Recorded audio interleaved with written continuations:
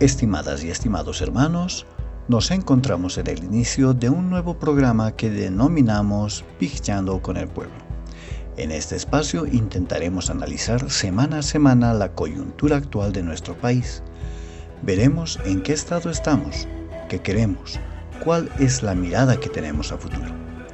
Entonces, para esta primera experiencia, hemos decidido dar paso a varias hermanas y hermanos que asisten a este piccheo semanal y hoy trataremos un tema trascendental. Pero antes, vamos a dejar que quienes nos acompañan hoy en el piccheo nos den un cordial saludo. Iniciemos por mano derecha. Un saludo, por favor.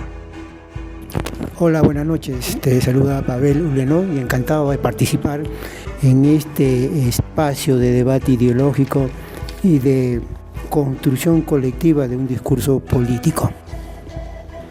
Muy buenas noches, les habla Omar para compartir esta noche Piccheando con el Pueblo, las ideas y la coyuntura y qué está pasando con nuestro país y con este gobierno traidor. Muy buenas noches, hermanas, hermanos. Muy agradecido por esta invitación. Mi nombre es Elías. Dispuesto a compartir algunos criterios en esta noche de Piccheo con el Pueblo.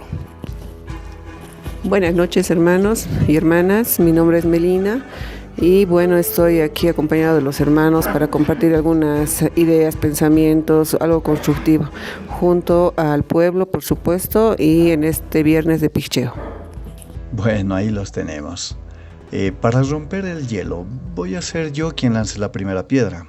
A ver, en el actual contexto, y ojo, pueden no estar de acuerdo conmigo, nos encontramos en una situación en la que parece que todo lo que toca el presidente Arce lo destruye. ¿Por qué digo esto? A ver, vamos por partes. Durante los mandatos de Evo Morales, del presidente Evo Morales, se construyó y dejó un país con una economía estable. Digamos que fueron los mejores años de Bolivia económicamente hablando.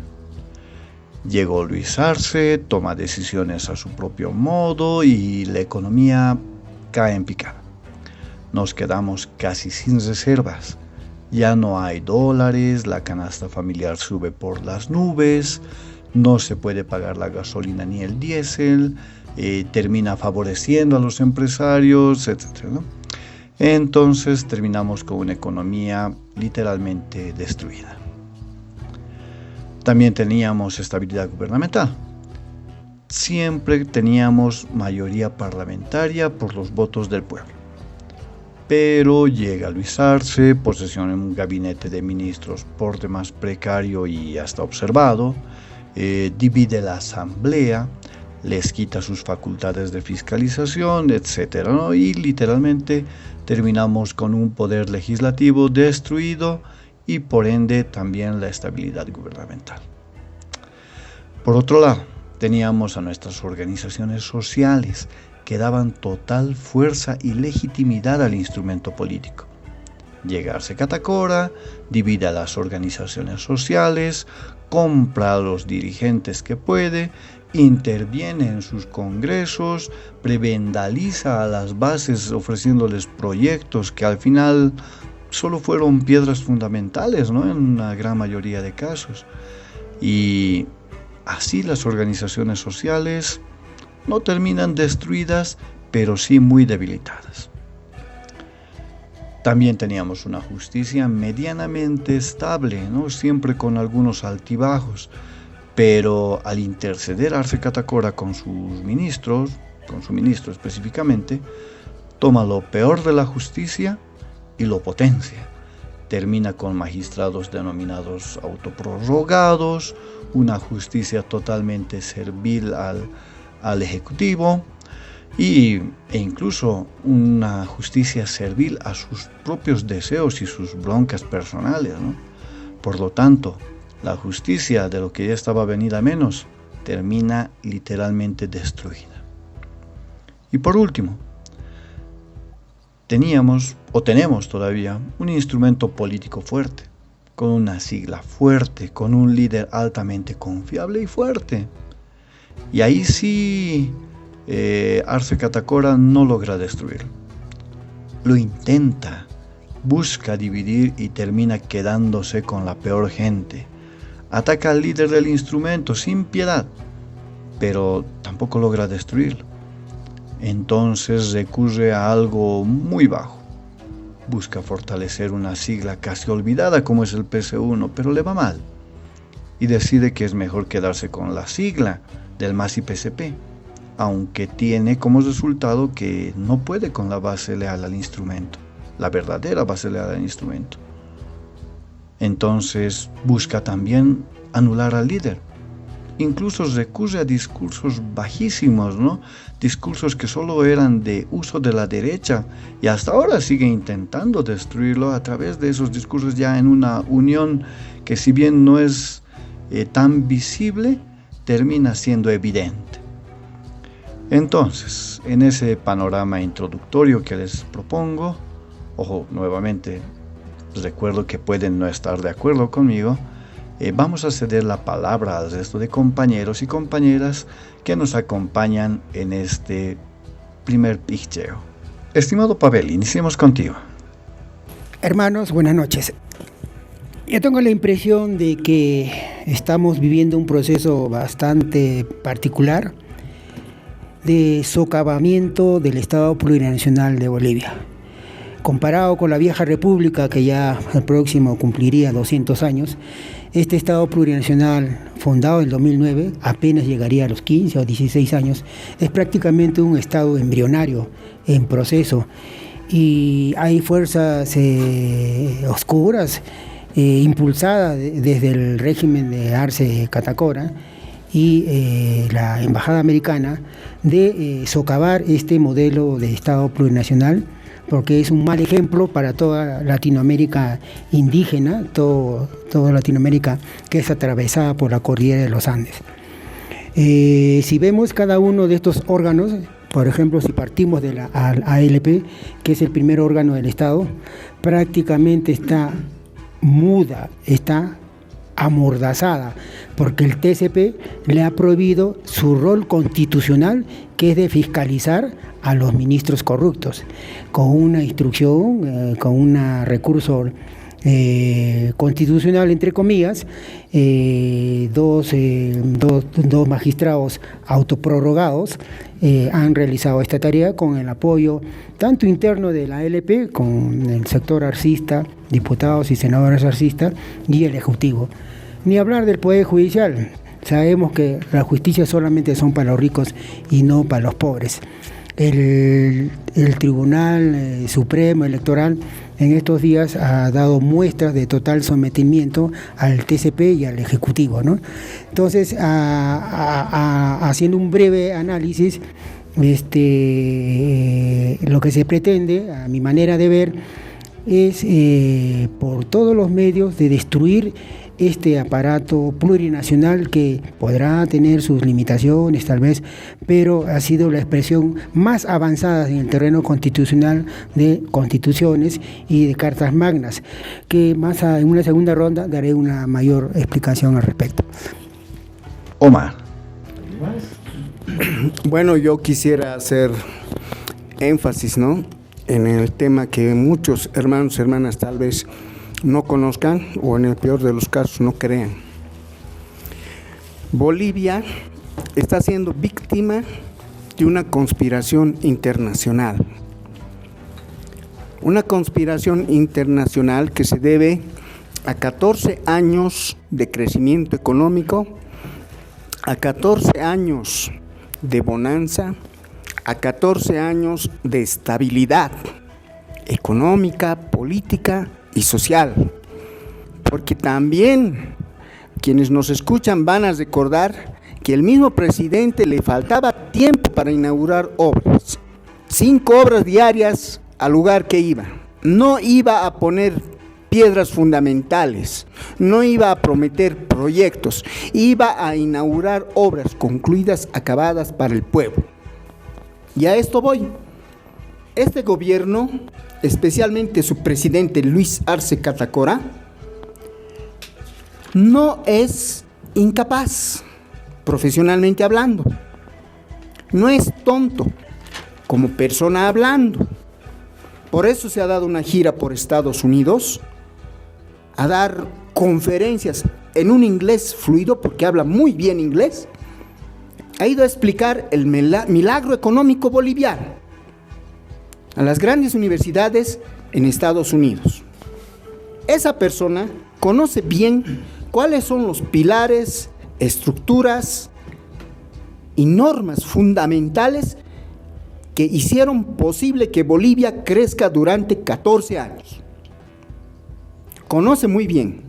Y en lugar de mejorar, manejar o mantenerlo estable y volver a lo que era antes, lo está hundiendo, como a cada uno de nosotros nos consta.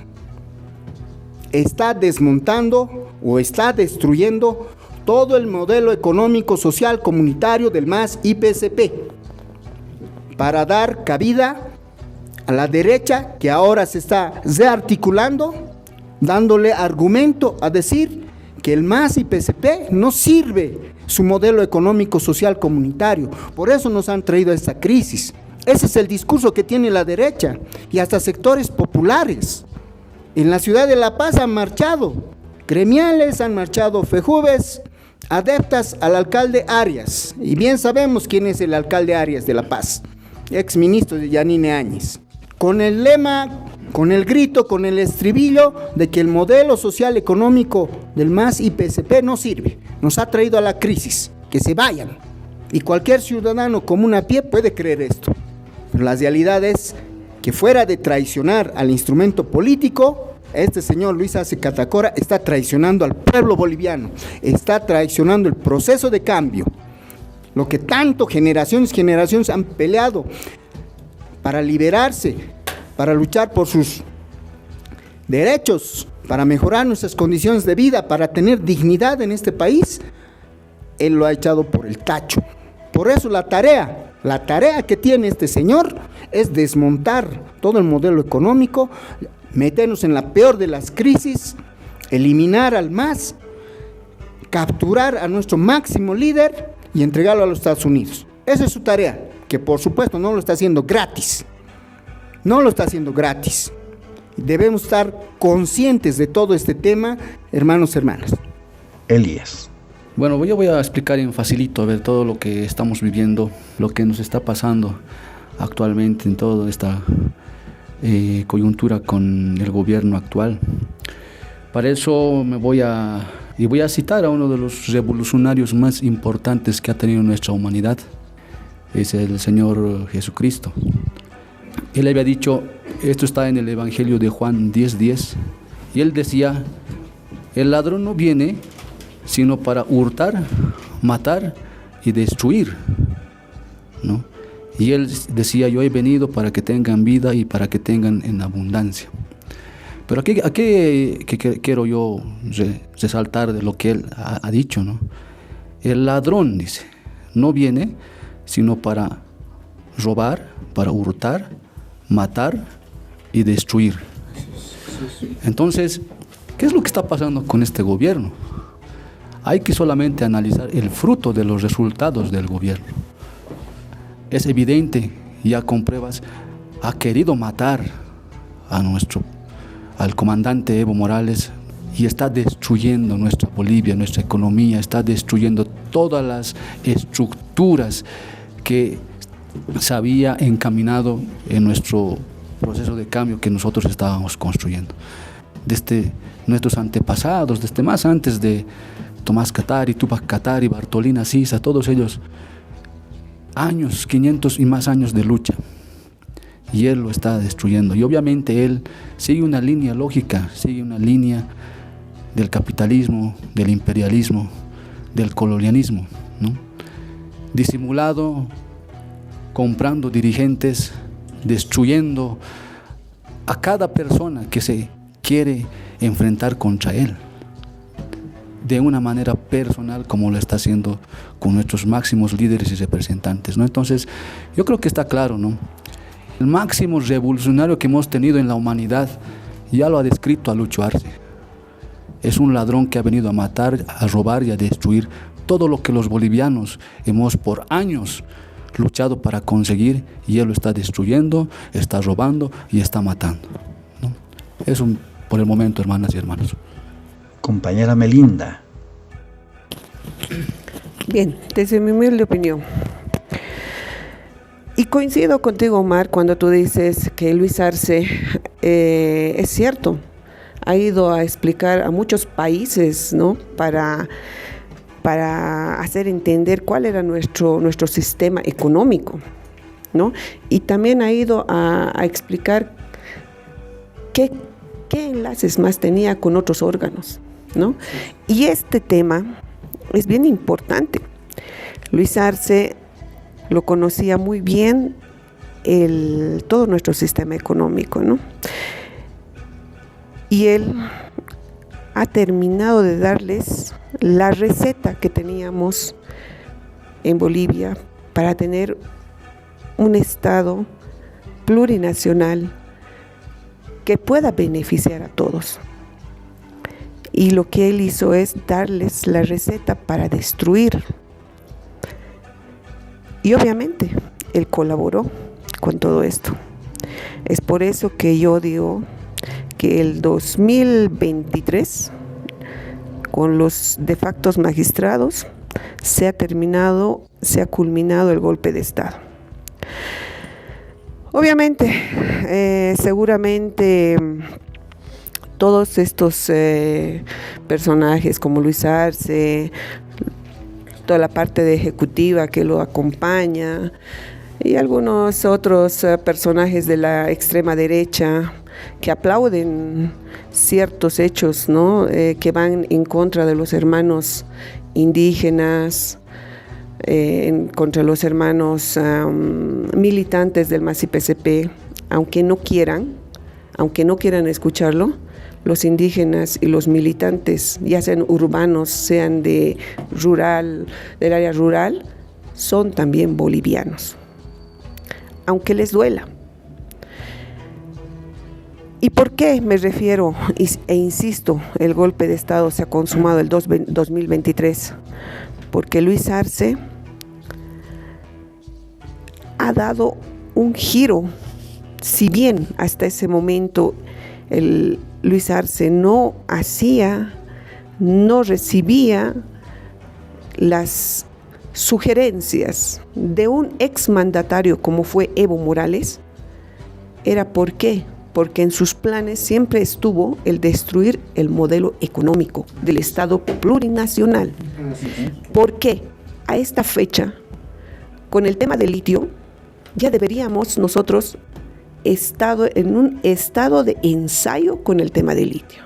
Deberíamos haber tenido un mutum con 50,000 operarios a esta fecha. Pero nada de aquello se está viendo. Más al contrario, se están enriqueciendo con nuestro litio y lastimosamente con estos autoprorrogados están consiguiendo robarnos nuestro futuro. Están robándonos de frente con la línea comunicacional que han puesto, que pagan a unos y a otros, desde los más pequeños hasta los más grandes comunicadores, están desinformando al país y están atacando a los hermanos y hermanas que realmente quieren luchar por este país. Excelente, y teníamos las opiniones de varios de los compañeros que han venido, se han dado cita a este picheo con el pueblo. A ver, vamos a hacer esto en cortito. Hemos tenido varias opiniones, hemos tenido varias intervenciones. Muchos de los que han expuesto su posición en este momento han dicho cómo el gobierno actualmente está destruyendo cada uno de los espacios que se les ha dejado, ¿no? Desde la economía, la estabilidad gubernamental, la organización social, el mismo instrumento político, la justicia. Pero tal vez no hemos aterrizado bien en por qué lo está haciendo. ¿Qué motiva a un presidente a destruir su propio país? Es decir, estábamos bien con el hermano Evo, había estabilidad, habíamos sufrido una supuesta derrota, digamos, a través de un golpe, a través de la fuerza que puede ejercer el poder económico, ¿no? Y volvemos con total fuerza, 55%. ¿por qué si todo está volviendo a desencaminarse, destruir esa estabilidad? Es ilógico. Entonces, ¿a qué atribuyen ustedes que sea eso? Vamos a hacer bien rápido una ronda rápida acá. ¿Por qué estarán intentando hacer esta destrucción? Bien, el interés es bien claro, ¿no? Nuestros recursos naturales. Sabemos que en Latinoamérica tenemos recursos naturales aún no explotados. Entonces aquí hay un interés internacional, ¿no?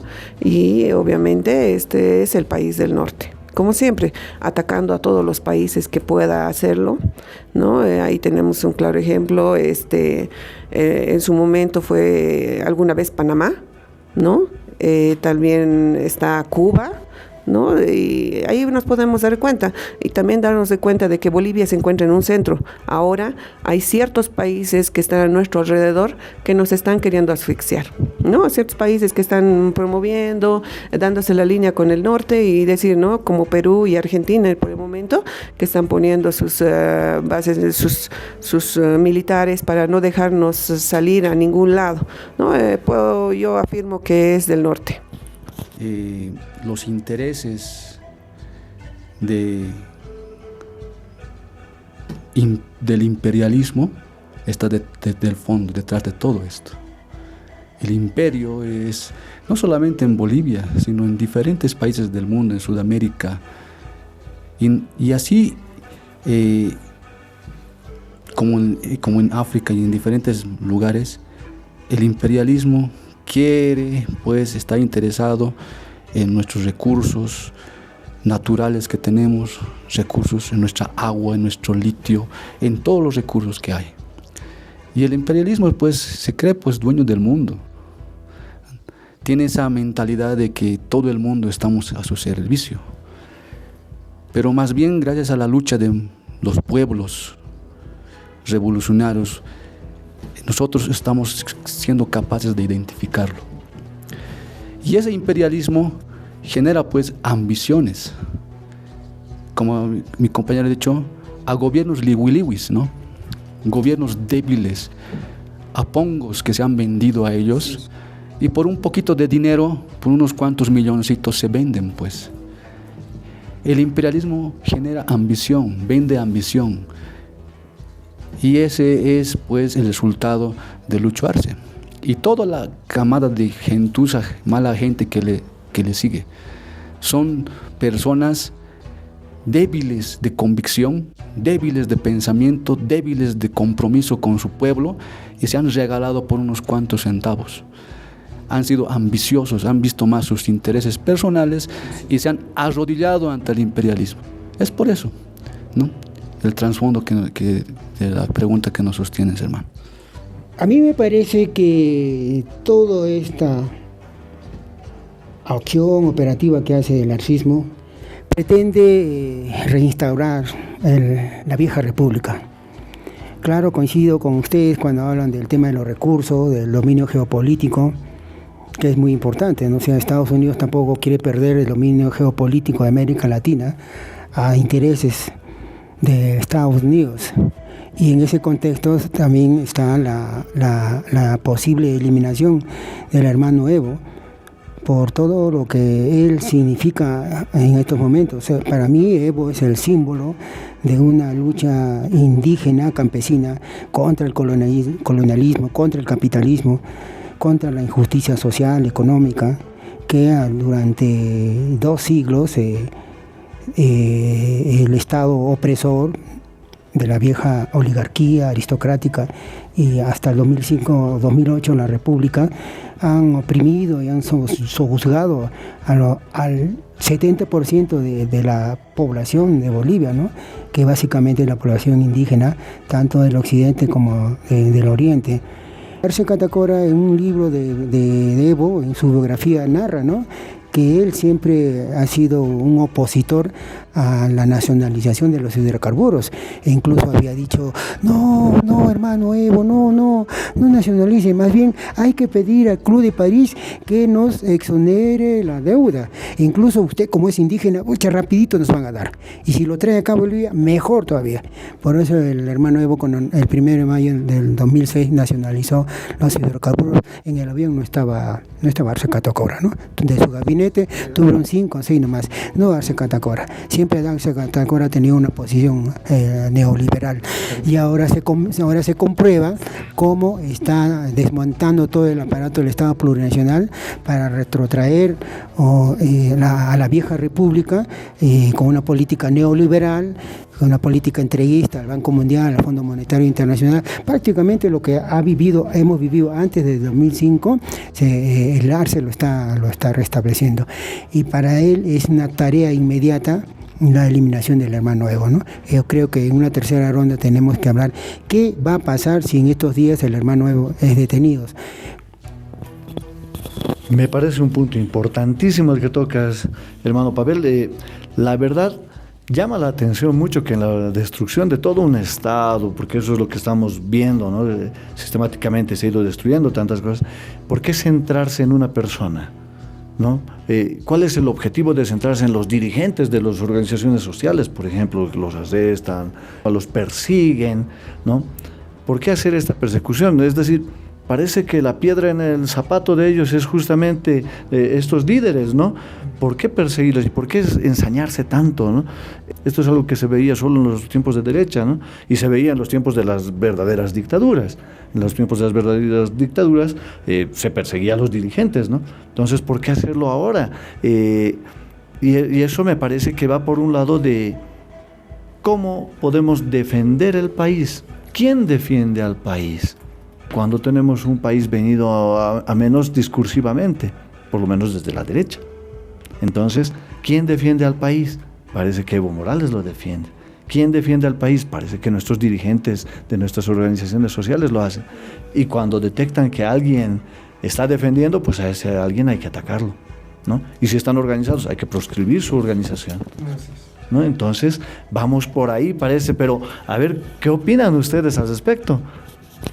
Hermano, es muy cierto, ¿no? No nos olvidemos nuestros líderes que recientemente fueron encarcelados. Ahí está claro ejemplo, Humberto Claros, Cucho. Perseguidos se encuentran Evo Morales, Ponciano, Castalla está también adentro. Una de sus víctimas también fue Dimelsa, una de las TikTokers. Perseguidos algunas mujeres de algunas organizaciones sociales. Podemos indicar muchas personas, ¿ya? Pero aquí es claro. Decía el compañero Franz que hay una debilidad en Luis Arce. Y esa debilidad es no tener el carisma, uno. La debilidad es no ser líder. Un líder no es aquel quien grita o quien da discursos fenomenales. Un líder es aquel quien defiende lo que en su experiencia ha vivido. Y eso es el compañero Juan Evo Morales, ¿no? Para muchos seguramente dirán, es un campesino con sus abarcas, no sabe hablar bien, pero la diferencia es que este campesino le ha puesto un límite a Estados Unidos.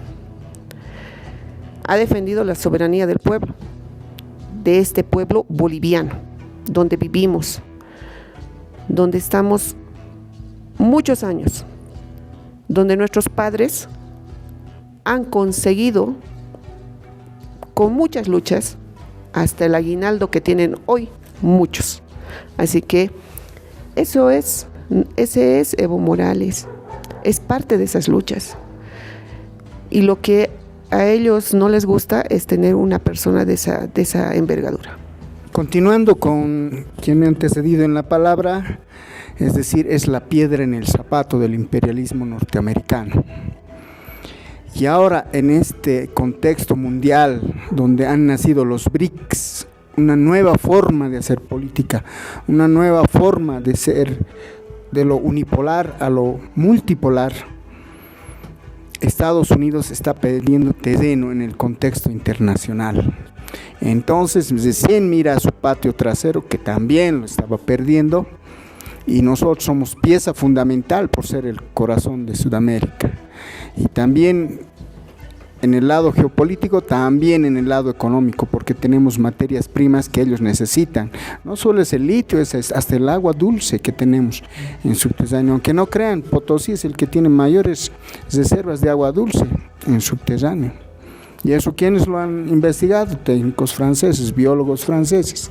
Miren, los gringos conocen todos esos temas, entonces no van a dejar nada suelto y es la última de sus oportunidades de vencer al MAS y PSP. No nos han podido vencer en elecciones, no nos han podido vencer con golpe de Estado. Entonces, ¿qué han dicho? Entonces los dividiremos, divide y gobernarás, la vieja receta están utilizando. Y esto funciona también porque hay malos hermanos que han perdido la esencia, de dónde vienen, quiénes son, de venderse al enemigo. Pero esto no es de extrañarse. Nuestra historia ancestral nos dice siempre que los grandes líderes indígenas, Tupac Katari, Tupac Amaru, no lo ha vencido el español, el realista invasor, lo ha traicionado otro indio como ellos. Siempre ha habido, y creo que va a seguir habiendo hasta que tomemos conciencia y defendamos nuestra identidad, nuestra cultura, nuestra tierra, y defendamos a nuestros líderes que emergen para defender y hacer respetar esa dignidad. Bueno, ¿por qué el ataque? ¿Por qué tanto temor, tanto miedo? ¿Por qué el ataque a los líderes? ¿No? Es que son los únicos que dicen la verdad, pues. El hermano Evo Morales, los hermanos líderes que tenemos en el trópico, de la CETSUTCB, de las hermanas Bartolinas, de los hermanos interculturales y de CONAMAC, del Pacto Unidad y del Estado Mayor del Pueblo, que está a la cabeza obviamente nuestro hermano Evo, dicen la verdad.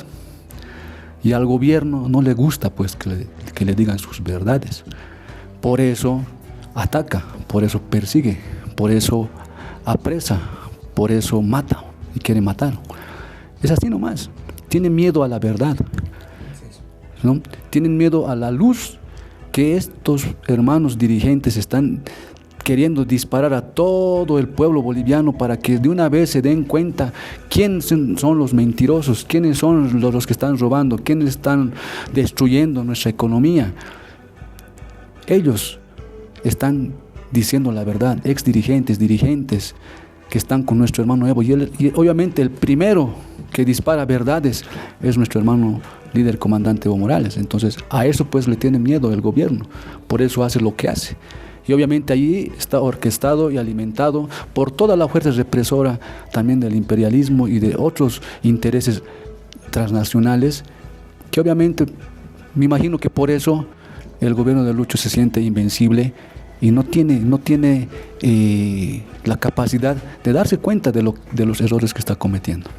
Esta mañana en la radio de La Razón, un diputado de Comunidad Ciudadana, Miguel Ropca, decía que reconocía que el MAS tiene un fuerte apoyo popular y que Arce, según las encuestas, lo ponían por los suelos.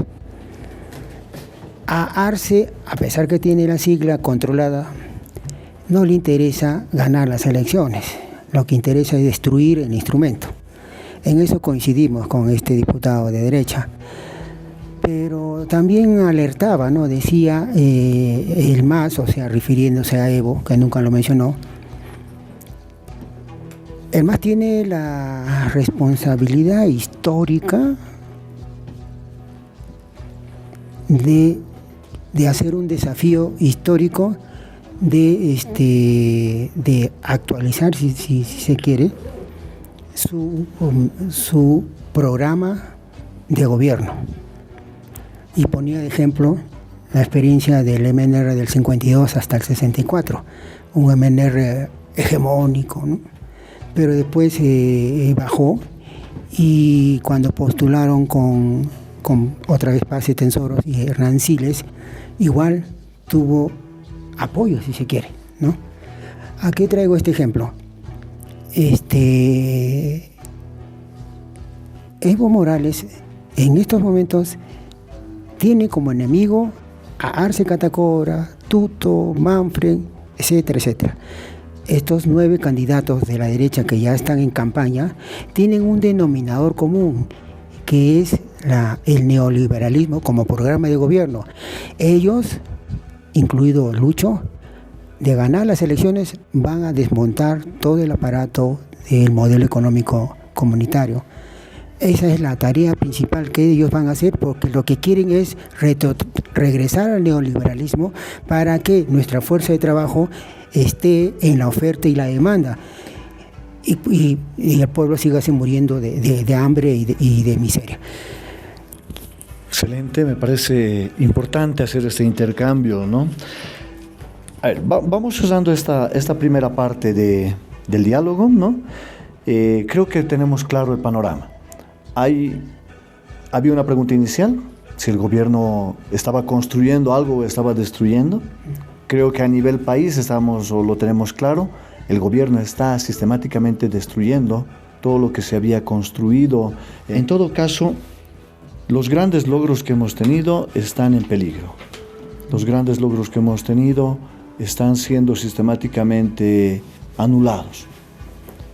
¿Hay los mecanismos para hacerlo? Sí, los hay, se están demostrando. ¿Han encontrado la receta para lograr ciertas victorias? Sí, los tienen. Entonces ahí lo primero que hay que hacer es tener claras las cosas. ¿Por qué lo está haciendo? Muchos de ustedes ya lo han dicho. Nuestros recursos naturales están ahí en juego. Encontrar un país destruido, encontrar una nación destruida, que su economía esté por los suelos, que no tenga estabilidad gubernamental, que sus organizaciones sociales no puedan defenderse porque están divididas, que tengan un instrumento construido por los pueblos, pero que al final está dividido, que su líder está perseguido, encarcelado, que sus líderes de las organizaciones sociales también están allá, que tenga una justicia que les es favorable en todo, un fair law evidente, ¿no? Que se favorezca indiscriminadamente a los empresarios, que son justamente aquellos que hacen la fuerza para la parte dominante, es parte de un ataque y de una guerra en una lucha de clases que siempre ha existido. Entonces, ahí, y para cerrar esta primera parte, hay que tener claro esto. Si no tenemos claro esto, vamos a pensar que nuestro adversario directo, aquel que sale en la televisión, es nuestro gran enemigo, cuando en realidad tenemos enemigos mucho más grandes que están detrás de intereses mucho más grandes. Y lo segundo, para iniciar esta segunda parte, ¿qué hacemos ahora?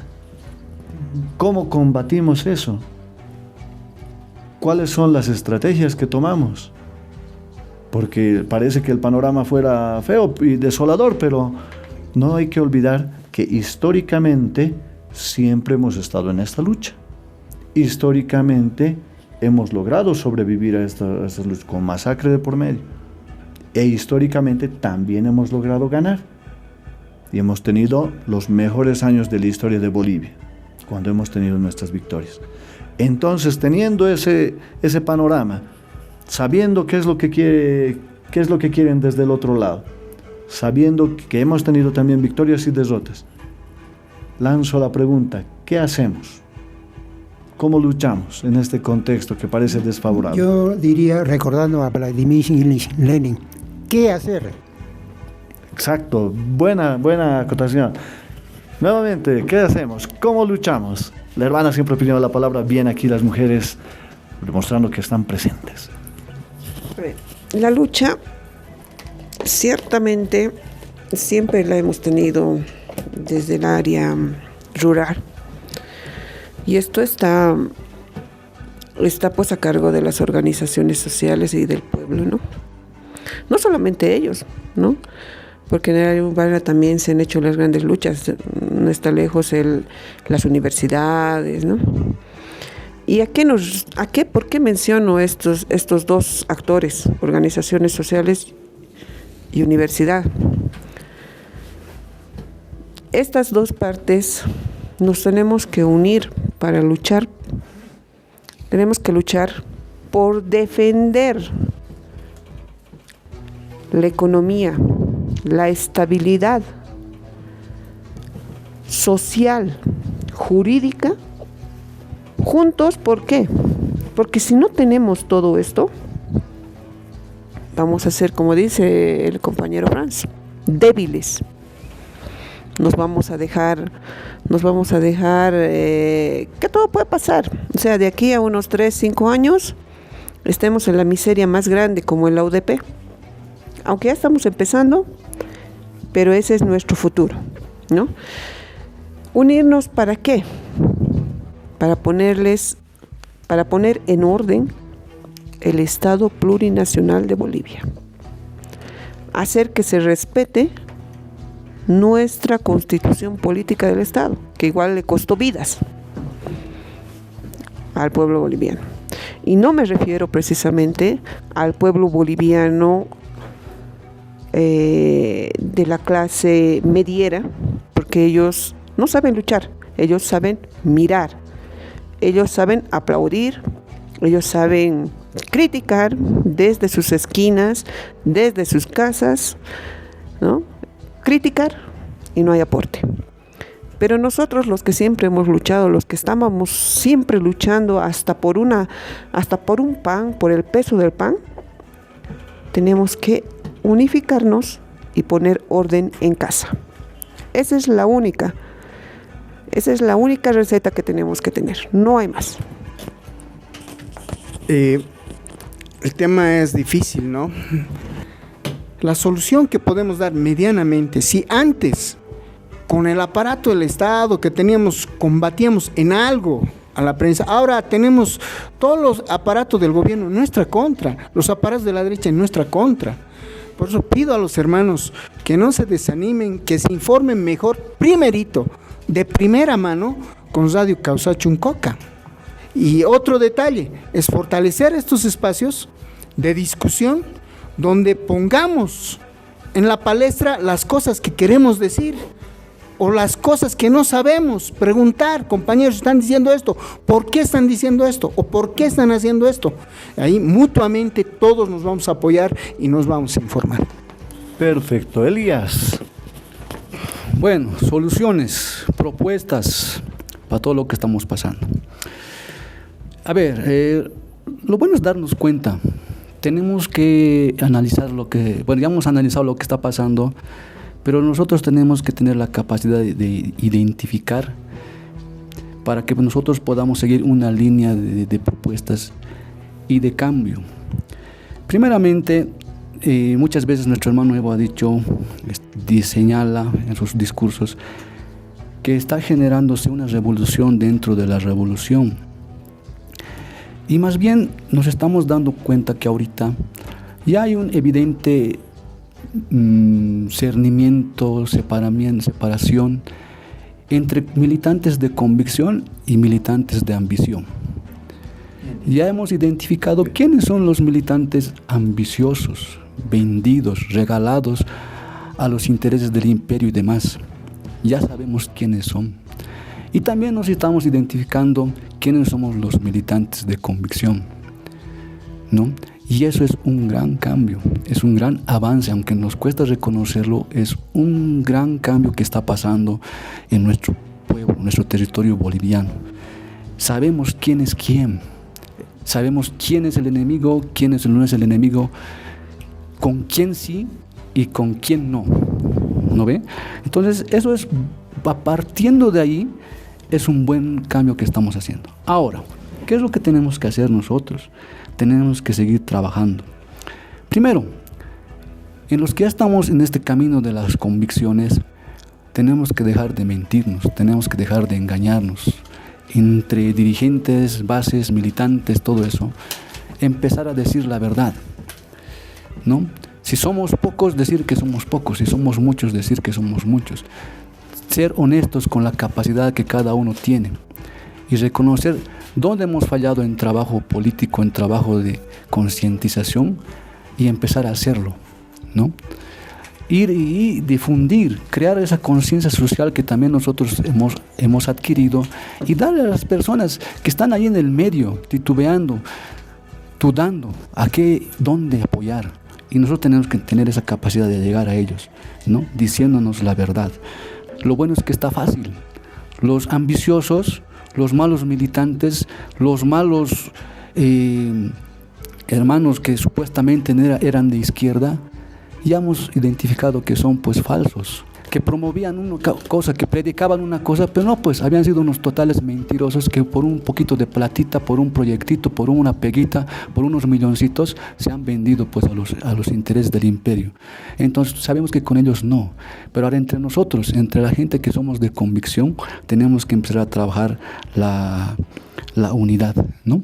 Y empezar a reflexionar y generar este tipo de debates, ampliar, que sean más medios de comunicación, de redes sociales, que podamos decir estas verdades, ¿no? Y así batallar contra el gran gigante de los medios de comunicación que también se han vendido. Pero sabemos que ellos son, pues, ¿cómo se dice? Son bipolares. Cualquier momento también se van a dar la vuelta, ¿no?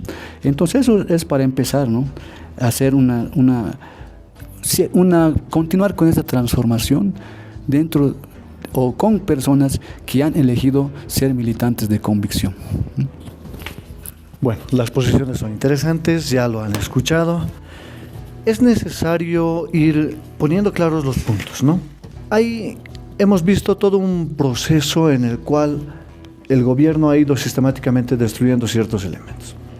Todo lo que teníamos construido lo ha ido destruyendo. Y la pregunta era, ¿qué hacemos al respecto? Ahí decían, hay que unificar, hay que informarse, hay que debatir, hay que identificar al enemigo, hay que plantear propuestas, hay que concientizar, hay que sincerarnos, hay que reclamar, ¿no? Y hay algo que mencionaba el hermano Evo Morales, importantísimo, unidad. Hay que unirnos. Pero ahí hay que tener claridad en el tema. Unirse no es juntarse, no es lo mismo. No es como piensa, por ejemplo, Tuto Quiroga, Doria Medina, que van y se ponen en una misma mesa y se juntan y ya es unidad. Eso no es unidad, eso es juntucha. Ahí está lo que ellos entienden por unidad. Es esa forma que han tenido de cuotearse el país, ¿no? Eso es unidad para ellos. Para nosotros unidad, históricamente, siempre ha sido tener unidad en la lucha. Saber hacia dónde queremos llegar, saber dónde estamos, saber de dónde venimos. Esa es la unidad que tenemos que conseguir. Y bueno, despidámonos de este programa dejando un mensaje clarito. Tú eres militante, tú estás con el proceso. Tienes que retomar esto que hemos hablado ahora. Tienes que debatir, tienes que informarte, tienes que buscar la unidad de tu círculo social, hasta en la familia. Tú eres dirigente, tú eres parte de una organización social.